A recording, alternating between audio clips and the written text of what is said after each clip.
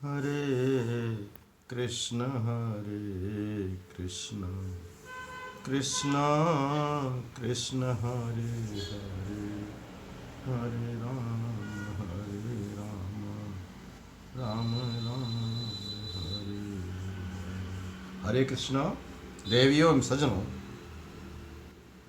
गीता में भगवान कहते हैं गायत्री छंद सामहम, मैं छंदों में गायत्री हूँ। अर्थात गायत्री महामंत्र और भगवान श्री कृष्ण दोनों एक ही के दो नाम हैं। अगर आप भगवान को साकार साधना करना चाहते हैं विग्रह के रूप में, तो कृष्ण के रूप में, राम के रूप में, विष्णु के रूप में, और यदि भगवान की प्रकाश के रूप में आप उनकी आराधना करना चाहते हैं तो गायत्री मंत्र के रूप में आप उनकी साधना कर सकते हैं। और यदि भगवान की निराकार साधना करना चाहते हैं तो अक्षराम ओंकारो अहम, अक्षरों में मैं ओंकार हूँ, ऐसा भगवान गीता के 10वें अध्याय में कहते हैं। तो आप ओंकार के रूप में ओम का जप करके भगवान के निराकार स्वरूप का ध्यान कर सकते हैं, जप कर सकते हैं। अर्थात निराकार करना है तो ओम का जप करिए, ओम विष्णवे नमः, या केवल ओम। और साकार करना है तो भगवान कृष्ण को, भगवान राम को, भगवान विष्णु के जो भी नाम आपको प्रिय हो उसका। और यदि भगवान की प्रकाश के रूप में, ऊर्जा के रूप में, ज्ञान के रूप में भगवान को जप करना चाहते हैं तो आप गायत्री मंत्र के रूप में कर सकते हैं। गायत्री मंत्र को समस्त मंत्रों का मुकुटमणि कहा गया है। इस संपूर्ण ब्रह्मांड में गायत्री मंत्र से महान, श्रेष्ठ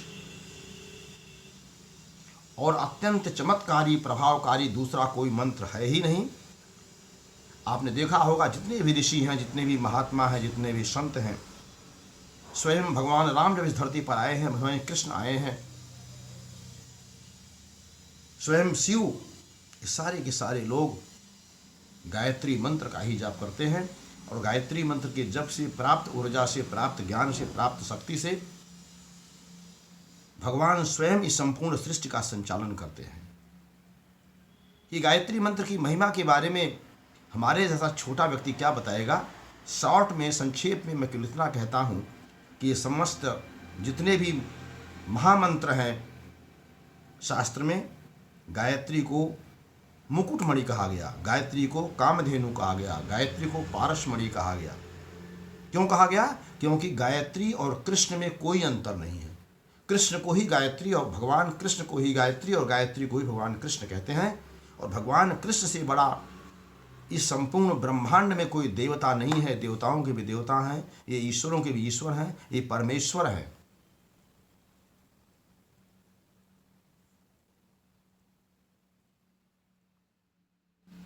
इसलिए गायत्री मंत्र को महामुकुटमणि कहा गया।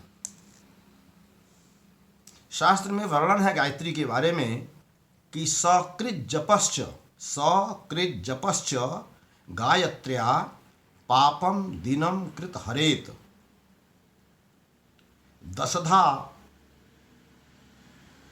प्रणपात्रपणम दिनश्च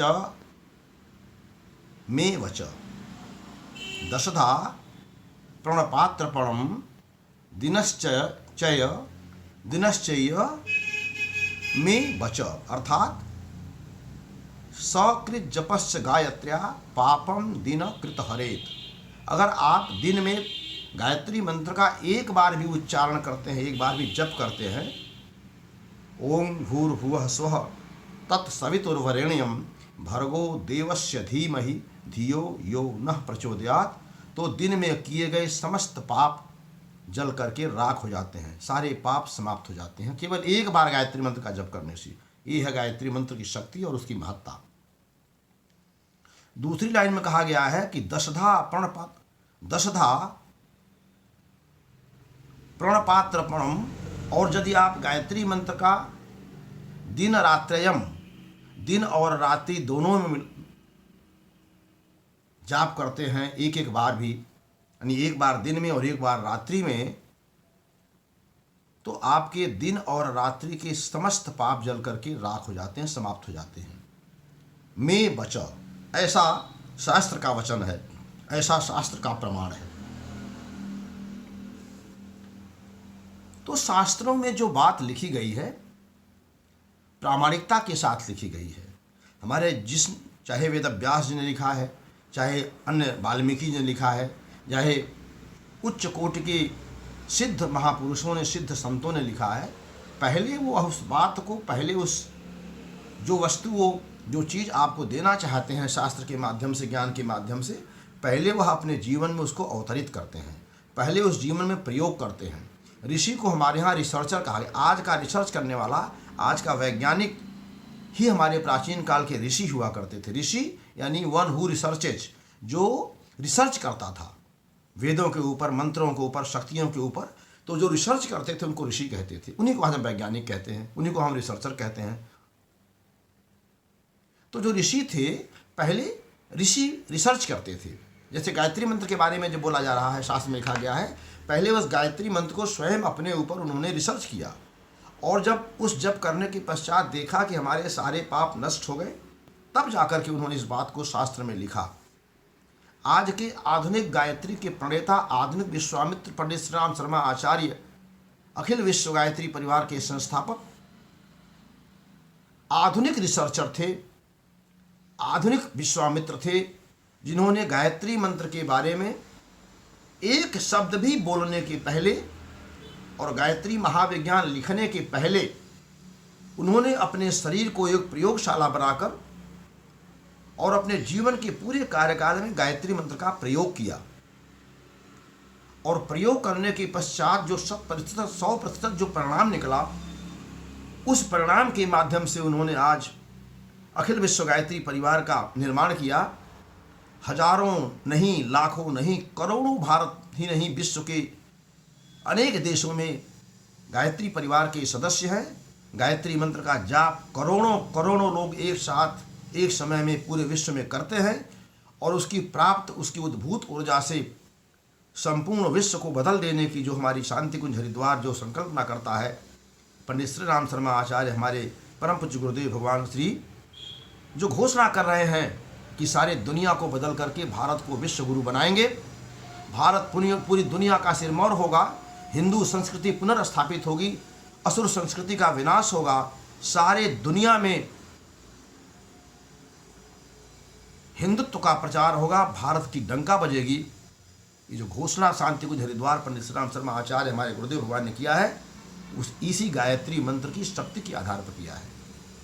आप भी अपने जीवन में गायत्री मंत्र को अपना करके, ज़्यादा नहीं, केवल 3 माला अगर गायत्री मंत्र का जप रोज करते हैं, नियमित करते हैं, नियत समय पर करते हैं, और गायत्री मंत्र के अंदर जो उसके जो अर्थ है, उसके जो भाव हैं, उसको जीवन में उतारते हुए चलते हैं, तो यकीन मानिए आप स्वयं अपने जीवन को प्रयोगशाला बना करके लोगों के सामने इस गायत्री महामंत्र की शक्ति को और गायत्री महामंत्र के लाभ को बता सकते हैं। लेकिन कब? जब स्वयं आप इसको अनुभव करेंगे अपने जीवन में और देखेंगे कि गायत्री मंत्र के बारे में जो कहा गया है वह कम कहा गया है, यह तो इससे भी ज़्यादा देने वाली है, तो आप स्वयं इसका न सिर्फ गुणगान करेंगे बल्कि इसका प्रचार भी करेंगे। गायत्री मंत्र को कामधेनु कहा गया है। कामधेनु यानी कामधेनु गाय, जिसके नीचे बैठ करके आप जो भी परिकल्पना करते हैं वो सारी चीज़ें आपको प्राप्त हो जाती हैं क्षण मात्र में। ऐसे ही गायत्री को कामधेनु कहा गया। लेकिन गायत्री कामधेनु किसकी है? एक छोटी सी शर्त है, गायत्री ब्राह्मणों की कामधेनु है। ब्राह्मणेतर किसी की कामधेनु गायत्री नहीं है, गायत्री ब्राह्मणों की कामधेनु है।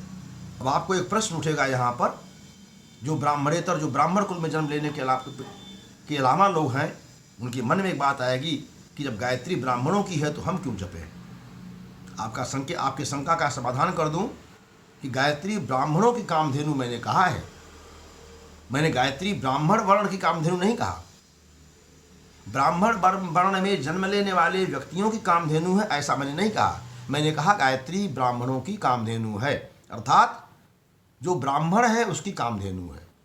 अब फिर एक प्रश्न उठेगा आपके मन में कि ब्राह्मण कौन है? फिर तो एक तो जो जन्म से ब्राह्मण है वो तो ब्राह्मण है ही अपने पूर्व जन्म के प्रारब्ध के हिसाब से, लेकिन यदि वो ब्राह्मण कुल में जन्म लेने के पश्चात भी ब्राह्मणोचित कर्म नहीं कर रहे हैं तो उनको अब ब्राह्मण नहीं कहेंगे।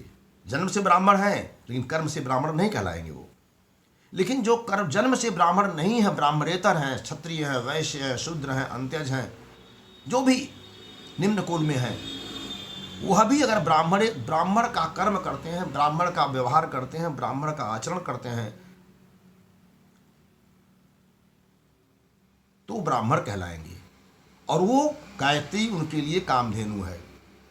वाल्मीकि जी ब्राह्मण नहीं थे, वेदव्यास जी ब्राह्मण नहीं थे, ये शूद्र कुल में पैदा हुए थे, लेकिन ये सब ब्राह्मण थे क्योंकि ये अपने लिए कठोरता और दूसरों के लिए उदारता, समाज के लिए अधिक से अधिक देने की जो प्रवृत्ति जिसके अंदर होती है, अपने लिए कम से कम रखने की और दूसरों के लिए अधिक से अधिक देने की प्रवृत्ति जिसके अंदर होती है, जिसके अंदर देवत्व की प्रवृत्ति होती है, जिसके अंदर सदा देने की प्रवृत्ति रहती है, उसे ब्राह्मण कहते हैं। और गायत्री उनकी कामधेनु है। जन्म से आप शूद्र हो सकते हैं, जन्म से आप क्षत्रिय हो सकते हैं, जन्म से आप वैश्य हो सकते हैं, लेकिन आपके अंदर अगर देने की प्रवृत्ति है, आपके अंदर तपने की प्रवृत्ति है, आपके अंदर समाज हित में जीने की प्रवृत्ति है, आपके अंदर समाज के लिए सर्वस्व न्यौछावर कर देने की प्रवृत्ति है, तो आप ब्राह्मण हैं। सूर्य, चंद्रमा, आकाश, धरती, दसों दिशाएं, वायु, वरुण, ये नदियां, ये पहाड़, ये पर्वत, ये सब समाज हित में दिन रात तप रहे हैं, समाज हित में दिन रात दे रहे हैं हमको आपको। उसके बदले सूर्य हमसे कोई टैक्स नहीं लेती, पृथ्वी हमसे कोई टैक्स नहीं लेती, धरती आकाश हमसे कोई टैक्स नहीं लेता, समुद्र हमसे कोई टैक्स नहीं लेता, पर्वत नदियाँ पहाड़ हमसे कोई टैक्स नहीं लेते, लेकिन समाज हित में वो तप रहे हैं, समाज हित में वो जी रहे हैं। मानो हमको एक संदेश देना चाह रहे हैं कि हमको आपको भी अपने जीवन में जो भी भगवान ने हमको प्रतिभा दिया है, जो पूंजी दिया है, जो समय दिया है, जो ज्ञान दिया है, जो कुछ भी भगवान ने हमको दिया है, हमें सदा समाज हित में देते रहने की प्रवृत्ति को विकसित करना चाहिए, और तभी हम ब्राह्मण कहलाएंगे, और तभी यह गायत्री हमारे लिए कामधेनु बनेगी। आज की बात में इतना ही।